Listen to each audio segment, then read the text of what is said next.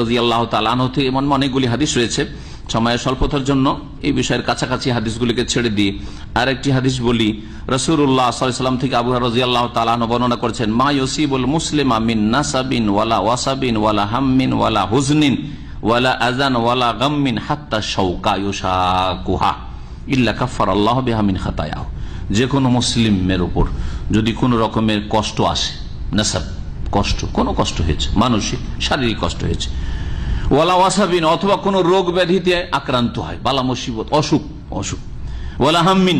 অনেকের চর্মরোগ আছে, পেরেশান হয়ে যান, না আল্লাহ আপনাকে উঁচা মর্যাদায় পৌঁছাতে চাইছেন, চর্মরোগ ছাড়ছে না আপনার, হ্যাঁ দীর্ঘদিনের আপনার ওই ক্রনিক যেগুলোকে রোগ ব্যাধি বলা হয়, ডিজিজ, জি রোগ আছেই, পেটের রোগ আছে, তা আছে, ছাড়ছে না, গ্যাস আপনার পিছু ছাড়ছে না, লেগে আছে, থামছেই না, ওষুধ না খেলে আপনার পেট ঠিক থাকে না, ওষুধ না খেলে আপনার মাথার ব্যথা থামে না, সবকিছুতে নেকি আছে, সবকিছুতে আল্লাহ পাক আপনার কল্যাণ চেয়েছেন।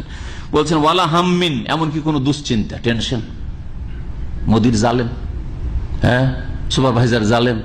টেনশন,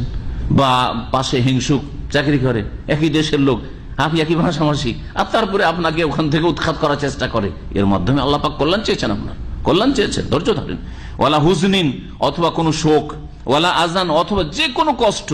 ওয়ালা গাম্মিন যে কোনো রকমের এইরকম বিপদ আপদ, দুশ্চিন্তা, হাত্তা শাওকা এমনকি রাস্তা দিয়ে চলতে চলতে একটা কাঁটা লেগে গেল, হোঁচট খেয়ে পড়ে গেলেন, কোন ইটপাট খেলে কিছুতে, যা কিছু হোক না কেন, এতে কি হয়, ইল্লা কাফফারাল্লাহু বিহা মিন খাতায়াহু, এই সব বালা মুসিবত বিপদ আপদের মাধ্যমে আল্লাহ পাক কি করেন, ওই ব্যক্তির গুনাহগুলিকে মোচন করে দেন, কাফারা,